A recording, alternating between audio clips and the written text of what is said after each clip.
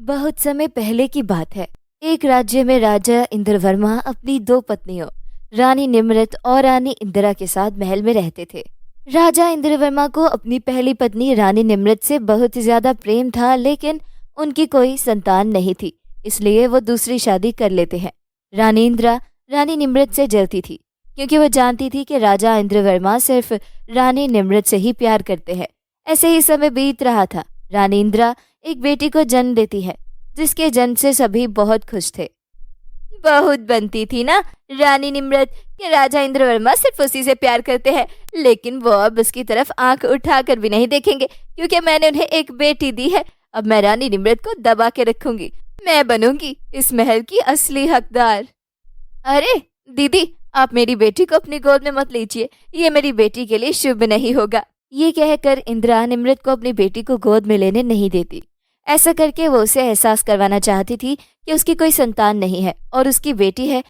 राजा इंद्रवर्मा अपनी बेटी का नाम गीता रखते हैं। 1 साल कब बीत जाता है पता ही नहीं चलता। महल में दोबारा खुशियां आने वाली थीं, क्योंकि अब रानी निम्रत भी मां बनने वाली थी और इस बार राजा बहुत ही ज्यादा खुश थे। उनकी खुशी का कोई ठिकाना नहीं था। ये देखकर रानी इंदिरा जल जल कर राख हो रही थी। पता नहीं इस रानी निम्रत में कौन से हीरे चढ़े हैं। राजा जी ने कभी मेरा तो ऐसे ख्याल नहीं रखा। इसका देखो कैसे ख्याल रख रहे हैं और इसके आगे पीछे घूम रहे हैं। ये खा लो वो खा लो, मुझसे तो ये सब देखा नहीं जा रहा। पता नहीं इस मनहूस की गोद हरी कैसे हो गई। इस तरह से रानी इंदिरा निम्रत से जल रही थी। ऐसे ही समय बीत रहा था और अब वो खुशी की घड़ी आ जाती है, जब रानी निम्रत भी एक बहुत ही ज्यादा सुंदर बेटी को जन्म दे देती है। जब इस बात की खबर राजा को लगती है तो उनकी खुशी का कोई ठिकाना नहीं रहता। लेकिन इंदिरा तो गुस्से से तिलमिला रही थी और वो दासी से कहती है, कैसी है उस मनहूस की बेटी? क्या मेरी बेटी से भी सुंदर है? अरे रानी जी, मैं आपको क्या बताऊं, रानी निम्रत ने तो मानो जैसे किसी परी को जन्म दे दिया हो। इसके बाल सोने की तरह चमक रहे हैं, रंग तो दूध की तरह है और आंखें बड़ी बड़ी झील जैसी, किसी अप्सरा से कम नहीं लग रही। आपकी बेटी क्षमा कीजिए, लेकिन उसके आगे कुछ भी नहीं। मैंने तो सिर्फ एक झलक देखी है और दूसरी झलक देखने के लिए पागल हो रही हूँ। अभी से किसी ने देखा तो नहीं? मैं तुम्हें सोने में तोड़ दूंगी। बस तुम्हें मेरा एक छोटा सा काम करना होगा और मेरा काम करने के बाद इस महल में दोबारा नजर नहीं आओगी। आई बात समझ में? नहीं, अभी तो उसे किसी ने नहीं देखा और अगर आप मुझे इतना सोना दे रही हैं तो मैं आपका काम करने के लिए तैयार हूँ, क्योंकि अब मुझसे काम नहीं होता। मुझे आराम करना है अब। रानी इंदिरा अपनी दासी को बहुत सारा सोना देती है, जिसके लालच में वो रात को रानी निम्रत की बेटी को चुरा कर एक जादूगरनी के पास ले जाती है और रानी इंदिरा ने जैसा करने के लिए कहा था वो जादूगरनी से करने के लिए कहती है।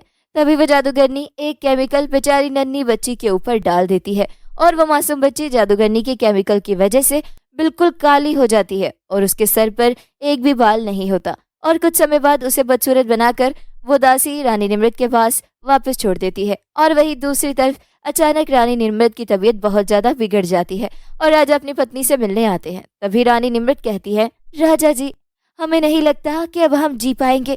हमारी बेटी बिन माँ की हो जाएगी, उससे बहुत ज्यादा प्यार देना। रानी निम्रत इतना ही कहकर हमेशा हमेशा के लिए इस दुनिया को छोड़कर चली जाती है, जिस वजह से राजा बहुत ही ज्यादा रोते हैं।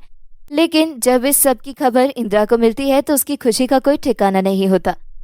कुछ समय बाद राजा अपनी बेटी को रानी इंदिरा के पास लेकर जाते हैं और उसका नाम तन्वी रखकर सारी जिम्मेदारी इंदिरा को दे देते हैं। तभी इंदिरा राजा से कहती है, अरे बाप रे बाप, राजा जी, क्या आपने अपनी बेटी को देखा नहीं? कितनी ज्यादा बदसूरत है, बिल्कुल काली और सर पर तो एक बाल भी नहीं है। निम्रत जी ने कितनी ज्यादा बदसूरत बेटी को जन्म दिया है। खुद तो इस दुनिया को छोड़कर चली गई, लेकिन इस बोझ को हमारे ऊपर छोड़ के चली गई। अब इसकी वजह से हमें लोगों की कितनी बातें सुननी पड़ेंगी। आपने मेरी बेटी गीता को देखा है? कितनी सुंदर है और ये कितनी बदसूरत। आपको तो रानी निम्रत ने मुंह दिखाने लायक नहीं छोड़ा। हाँ, तुम ठीक कह रही हो, ये तो बहुत ही बदसूरत है। इसकी वजह से रानी हमें छोड़कर चली गई, लेकिन क्या कर सकते हैं, ये हमारी पत्नी की आखिरी निशानी है। इस तरह से इंदिरा राजा के दिल में बेचारी तन्वी के लिए नफरत पैदा करती है। जो पाप उसने किया उसकी सजा बेचारी तन्वी को मिल रही थी। राजा तन्वी से जरा प्यार नहीं करते, वो बस इंदिरा की बेटी गीता से प्यार करते और इंदिरा तो पहले ही निम्रत और उसकी बेटी को पसंद नहीं करती थी और वो उसके साथ बहुत ही बुरा व्यवहार करती है। बेचारी बिन माँ की बच्ची, घर में तो उसे प्यार मिलता नहीं और बाहर वाले भी उसे देखकर दूर भागते, उसके ऊपर हंसा करते, जिससे तन्वी को बहुत दुख होता। समय के साथ साथ दोनों बहनें बड़ी हो जाती हैं और दोनों बहनों में बहुत ज्यादा प्यार था। ये देखकर इंदिरा को बहुत गुस्सा आता है। ऐसे ही एक दिन गीता और तन्वी बाहर से घूमकर आती हैं। तभी इंदिरा गीता से कहती है, गीता, तुम एक सुंदर राजकुमारी हो, इस बदसूरत राजकुमारी के साथ क्यों घूमती हो? तुम इसकी तरह बदसूरत हो जाओगी। मैंने तुम्हें कितनी बार मना किया है, इस बदसूरत के साथ मत घूमा करो। राजा जी भी इसे पसंद नहीं करते हैं और बाहर वाले तो इसका मजाक उड़ाते रहते हैं। तुम इस टकली बदसूरत की वजह से अपना मजाक क्यों बनवाती हो? मम्मी, मैं बचपन से देखती आ रही हूँ कि आप हमेशा तन्वी के साथ ऐसा ही करती हैं। बेचारी की माँ भी नहीं है और आप भी इसे माँ का प्यार नहीं देती, और पिताजी तो बेचारी की तरफ आंख उठाकर भी नहीं देखते।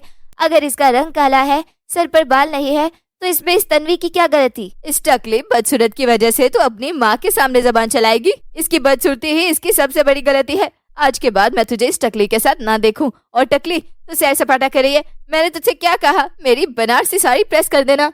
मम्मी, तन्वी आपकी नौकरानी नहीं है, वो भी मेरी तरह राजकुमारी है और आप इससे नौकरानियों वाले काम करवाती हैं। मुझे बिल्कुल भी अच्छा नहीं लगता। महल में इतने सारे नौकर हैं, वो आपका काम कर देंगे। गीता दीदी, मुझे माँ का काम करने में खुशी मिलती है और माँ का काम करने में कोई नौकर नहीं बन जाता। आप माँ से ऐसे बात मत कीजिए। सॉरी माँ, मैं भूल गई थी। मैं अभी आपकी साड़ी प्रेस करती हूँ। ऐसा कहकर तन्वी आंखों में आंसू लिए वहां से चली जाती है और अपनी सौतेली माँ की साड़ी प्रेस कर देती है। इंदिरा हमेशा तन्वी को बेवजह मारती पीटती थी, उससे काम करवाती थी, अपनी बेटी से दूर रखती और राजा के कान भी भरा करती कि वो बदसूरत है, और इसकी वजह से रानी निमृत की भी मौत हुई। इसी वजह से राजा भी तन्वी से प्यार नहीं करते थे। ऐसे ही समय बीत रहा था। एक दिन गीता तन्वी के पास आती है। तभी तन्वी कहती है, गीता दीदी, आप यहाँ पर क्या कर रही है? अगर मैंने आपको मेरे पास देख लिया तो कयामत आ जाएगी। वो नहीं चाहती कि आप मुझसे मिले। ओ मैडम, मैं यहाँ पर तुम्हारा लेक्चर सुनने नहीं आई। मैं तुम्हें अपने साथ बाहर घुमाने लेकर जाना चाहती हूँ। तुम्हें पता है मेरी दोस्त का बर्थडे है, तो तुम यहाँ महल में एक दासी बनी हुई हो। मम्मी जैसे कहे वैसे करती हो। यार मम्मी घर नहीं है, चलो जल्दी चलते हैं, बहुत मजा आएगा। तन्वी गीता के साथ जाने के लिए तैयार हो जाती है और दोनों बहनें तैयार होकर पार्टी में जा रही थीं कि तभी इंदिरा आ जाती है और वो तन्वी को गीता के साथ देखकर गुस्से में आ जाती है और तन्वी को जोर से थप्पड़ मारकर कहती है, गंजी टकली, तू दोबारा से मेरी बेटी के साथ सैर सपाटे करने जा रही है। चुपचाप जा और जाकर काम कर। मम्मी, आप हमेशा गंजी टकली बदसूरत क्यों कहती रहती हैं? अगर वो बेचारी आपको कुछ नहीं कहती तो इसका ये मतलब नहीं कि उसे दुख नहीं होता। मम्मी, आपको अच्छा लगे या बुरा, लेकिन आज मैं आपकी एक नहीं सुनने वाली। मैं तन्वी को अपने साथ लेकर ही जाऊंगी। गीता अपनी माँ के सामने खड़ी हो जाती है और वो दोस्त की पार्टी में तन्वी को ले जाती है। वहाँ जाकर भी बेचारी तन्वी के साथ बुरा व्यवहार होता है, सब उसका मजाक उड़ाते हैं। तो गीता उन सब से कहती है, तुम मेरी बहन के बारे में इस तरह से अनाप शनाप नहीं बोल सकते। अगर पार्टी नहीं होती मैं तुम सबको मार मार कर भुर्ता बना देती। हम पार्टी छोड़कर जा रहे हैं। जहाँ तुम जैसे लोग इंसानों को रंग रूप देखकर जज करते हो, वहाँ हमें नहीं रुकना। चलो तन्वी, मैं नहीं चाहती ये लोग तुम्हारा मजाक उड़ाएं। ऐसा कहकर गीता अपनी दोस्त की पार्टी छोड़कर घर आ रही थी कि तभी तन्वी रोते हुए गीता से कहती है, देखो गीता दीदी, इसीलिए तुम्हारे साथ नहीं आ रही थी। मेरी वजह से तुम्हारा मूड ऑफ हो गया। वो ठीक कहती है माँ, मैं मनहूस हूँ। मेरी वजह से तुम्हें भी कितना ज्यादा सुनना पड़ता है। कोई मुझे अपना दोस्त नहीं बनाना चाहता। मेरी बदसूरती देखकर मुझसे दूर हो जाते हैं।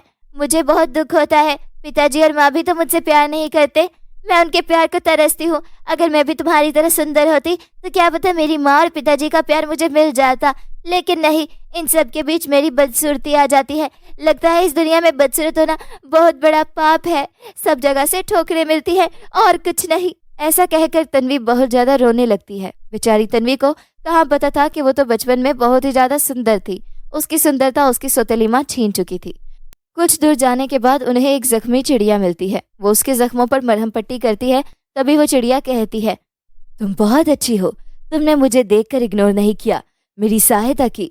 लेकिन तुम्हें ये जानकर हैरानी होगी कि मैं साधारण चिड़िया नहीं हूँ, मैं एक परी हूँ। एक दुष्ट जादूगरनी ने मुझे चिड़िया बना दिया। मैं अपने असली रूप में तभी आ सकती हूँ जब तुम मेरी जादुई कंघी उसके पास से लेकर आ जाओगी। अगर उसने मेरी जादुई कंघी को तहस नहस कर दिया तो मैं मर जाऊंगी। मेरी जान, मेरी शक्तियाँ जादुई कंघी के अंदर हैं। कृपया करके मेरी सहायता करो। गीता और तन्वी चिड़िया की मदद करने के लिए उसकी जादुई कंघी लेने जादूगरनी की गुफा में पहुंच जाती हैं। तन्वी पीछे से जादूगरनी के ऊपर हमला करती है और दोनों बहनें जादुई कंघी लेकर आने लगती है। तभी जादूगरनी कहती है, बेवकूफ लड़की, तू मेरी सारी मेहनत पर पानी नहीं फेर सकती। देख, अगर तूने मेरे साथ हाथ मिला लिया तो तेरा फायदा होगा। तुझे मैं बहुत ज्यादा सुंदर बना दूंगी। तेरा उजड़ा चमन दोबारा से खिलने लगेगा। तेरे सर पर बाल उग जाएंगे। तेरा कोई मजाक नहीं उड़ाएगा। देख, मुझे खोल दे और परी की जादुई कंघी मुझे वापस दे दे। तन्वी, मुझे लगता है तुझे जादूगरनी की बात मान लेनी चाहिए। देख, अगर तू सुंदर हो जाएगी तो मम्मी पापा आस पड़ोस के सब लोग तुझसे प्यार करेंगे। कोई तेरी बदसूरती का मजाक नहीं उड़ाएगा। नहीं गीता दीदी, मैं इतनी स्वार्थी नहीं हो सकती। सुंदरता हासिल करने के लिए किसी की जान जाते हुए नहीं देख सकती। अगर परी इस जादुई कंघी की मदद से अपने असली रूप में आ सकती है तो मैं इस जादूगरनी की बात नहीं मानूंगी, मैं परी की बात मानूंगी। इस तरह तन्वी जादूगरनी की बात नहीं मानती और वो परी को कंघी लाकर दे देती है। जैसे ही वो चिड़िया जादुई कंघी अपनी चोंच पर मारती है तो वो अपने असली रूप में आ जाती है। तभी वो परी तन्वी से कहती है, तन्वी, सच में तुम बहुत अच्छी हो। तुम्हारा दिल बहुत बड़ा है। अगर तुम्हारी जगह कोई और होता तो वो मेरी जादुई कंघी लाकर नहीं देता। ये लो मेरी जादुई कंघी, इसे एक बार अपने सर पर घुमाओ। परी के कहने पर तन्वी जैसे ही जादुई कंघी अपने सर पर लगाती है उसके बाल पहले की तरह सुनहरी हो जाते हैं और वो बहुत ही ज्यादा सुंदर हो जाती है जैसे वो बचपन में थी। खुद को इतना ज्यादा सुंदर देखकर तन्वी बहुत खुश होती है। तन्वी उसे धन्यवाद कहती है और दोनों बहनें जादुई कंघी लेकर घर पर आ जाती हैं। तन्वी को इतना ज्यादा सुंदर देख इंदिरा आग बगोला हो जाती है। तभी गीता कहती है, मम्मी देखें, तन्वी कितनी ज्यादा सुंदर हो गई है सिर्फ जादुई कंघी की वजह से। अब इसे कोई काली टकली बदसूरत नहीं कहेगा। मेरी प्यारी बहन कितनी सुंदर लग रही है। अच्छा, तो इस मनहूस के ऊपर जादूगरनी ने जो जादू किया था वो जादुई कंघी की वजह से नष्ट हो गया है और ये बचपन की तरह सुंदर हो गई। लेकिन इस बिन माँ की बेटी को मैं दोबारा से टकली बदसूरत कर दूंगी। मेरी बेटी के सामने ये सुंदर नहीं हो सकती। ऐसा तो कभी नहीं हो सकता। हाँ, यही ठीक रहेगा। ऐसा कहकर रात हो जाने के बाद इंदिरा तन्वी के रूम में जाती है और जैसे ही उसके बाल काटने वाली होती है उसके हाथों में आग लगना शुरू हो जाती है और वो बहुत ही ज्यादा बदसूरत हो जाती है। ये देखकर इंदिरा जोर जोर से चिल्लाती है। इंदिरा की आवाज सुनकर सभी उठ जाते हैं। राजा इंद्रवर्मा उसकी आग बुझाने की कोशिश करते हैं लेकिन आग नहीं बुझ पाती। तभी वहां पर परी आती है और वो इंदिरा से कहती है, रानी इंदिरा, मुझे तो उसी समय पता चल गया था कि तन्वी बचपन में बहुत ही ज्यादा सुंदर थी जब उसने मेरी जादुई कंघी का इस्तेमाल किया। तुमने एक बिन माँ की बच्ची के साथ इतना बुरा व्यवहार किया सिर्फ इसलिए ताकि राजा अपनी पहली पत्नी की बेटी से नफरत करे और तुम्हारी बेटी से प्यार। तुमने एक मासूम बच्ची से उसका बचपना छीन लिया। उसकी सारी जिंदगी नफरत और अकेलेपन में गुजरी। तुम्हें ऐसा करते हुए जरा भी दुख नहीं हुआ। तुमने एक नन्ही बच्ची के साथ इतना बुरा किया और जब मेरी जादुई कंघी की वजह से उसे सुंदरता मिल गई तो तुम उसे दोबारा बदसूरत करने यहाँ आ गई। परी जी, मेरी सौतेली माँ ने मेरे साथ जो भी किया वो गलत था। उन्हें ऐसा नहीं करना चाहिए था, लेकिन उन्हें बहुत जलन हो रही है। उन्हें पहले की तरह बना दीजिए। उन्हें इस तरह से बदसूरत मत कीजिए। मैं सौतेली माँ को माफ करती हूँ। कृपया करके उनकी आग बुझा दीजिए। उन्हें बहुत दर्द हो रहा है। राजा रानी इंदिरा को माफ नहीं करते और परी इंदिरा की आग बुझाकर वहां से गायब हो जाती है और इसी तरह रानी इंदिरा बदसूरत रहती है, जिस वजह से इसे लोगों की बहुत सारी बातें सुननी पड़ती हैं। गीता और राजा उससे बात नहीं करते और वह अकेली रह जाती है और इस तरह रानी इंदिरा को उसके कर्मों की सजा मिल जाती है और तन्वी अपने पिता और गीता के साथ हंसी खुशी जिंदगी गुजारती है।